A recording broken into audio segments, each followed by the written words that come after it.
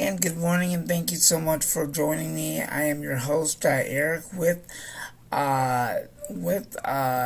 severe weather update. Uh, I looked over the models, and it looks like I actually have a date, but we're not close to that date yet. So I'm gonna wait until the storm system gets closer, and then we'll see whether or not, if it holds together, if we do get the possibility or not for that snow fall.